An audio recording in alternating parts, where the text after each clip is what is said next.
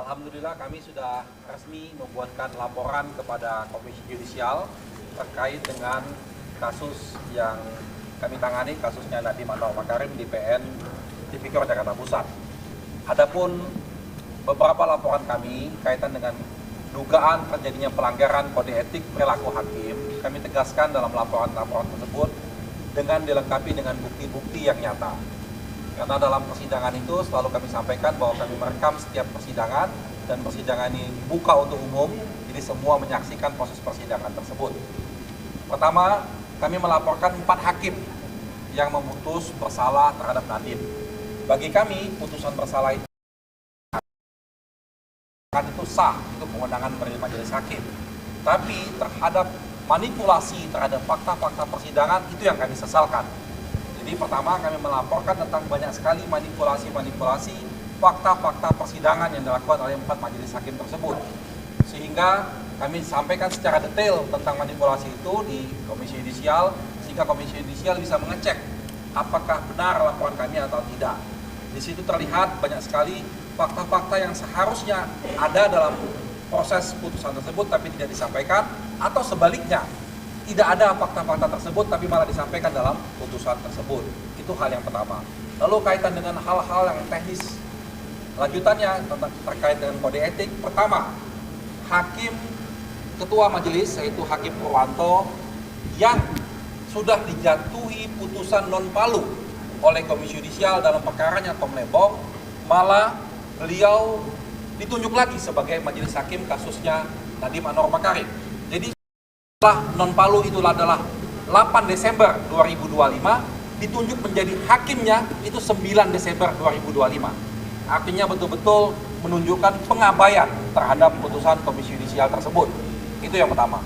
Lalu yang kedua, Hakim Purwanto dan Hakim Sunoto menunjukkan betul sikap keberpihakannya, tidak melakukan imparsial dalam proses peradilan ini.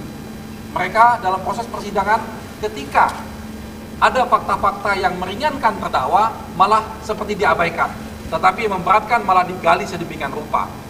Itu kami buktikan dengan video-video rekaman yang dalam proses persidangan.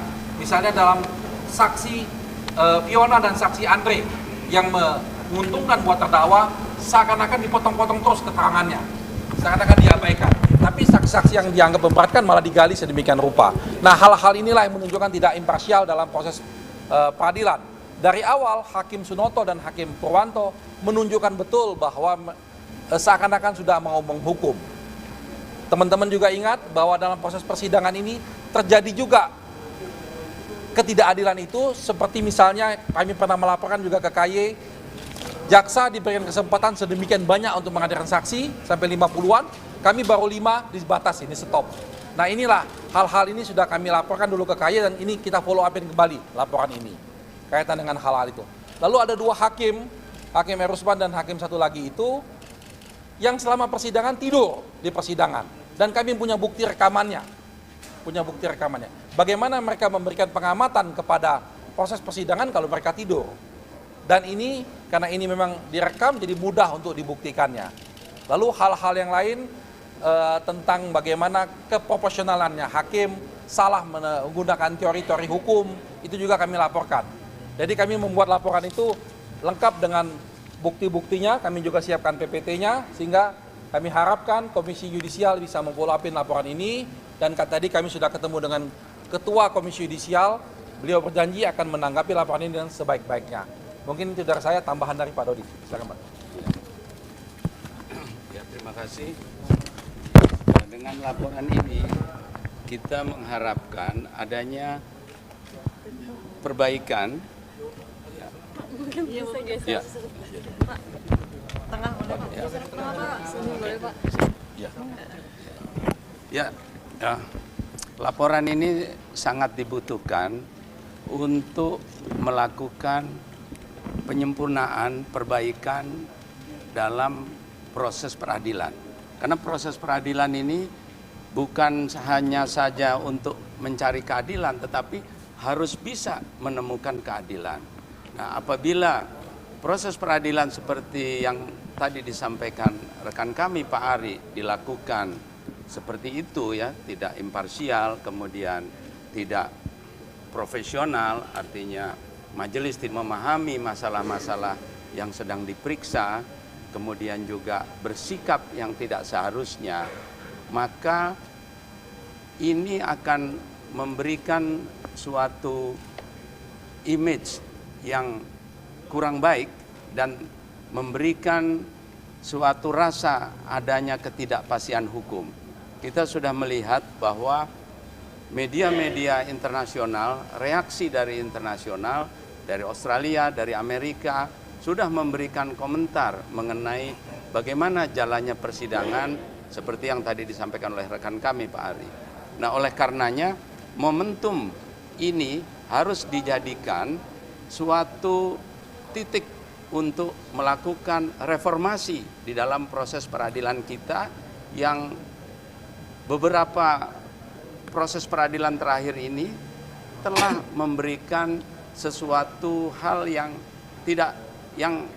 kami nilai kurang baik. Ya.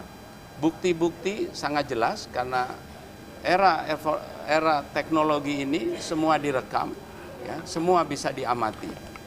Nah, apabila hal ini tidak direspon dengan baik antara Komisi Yudisial dengan Mahkamah Agung, maka persoalan ini akan kembali berlarut-larut. Sebagaimana disampaikan tadi bahwa Komisi Yudisial sebagai institusi yang diberikan kewenangan oleh undang-undang sudah memberikan rekomendasi. Ya. Komisi Yudisial diberikan kewenangan berdasarkan Undang-Undang Dasar di dalam mengawasi pelaksanaan etik hakim.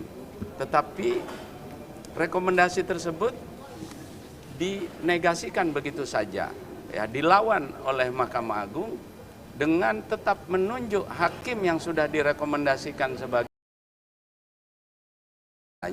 telah menunjukkan hal-hal yang melanggar etik, tidak profesional dan tidak imparsial. Nah, ini menjadi sangat penting, ya, apakah pengadilan ini bisa dijadikan harapan bagi seluruh masyarakat maupun pemerintah untuk memberikan rasa keadilan, atau memang pengadilan menunggu harus selalu diintervensi oleh pemerintah.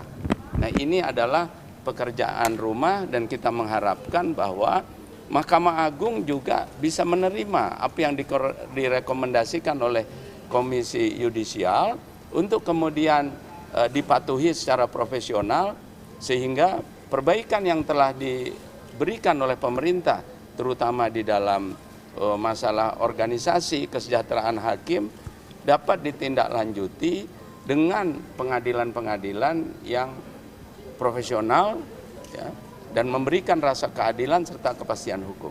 Terima kasih.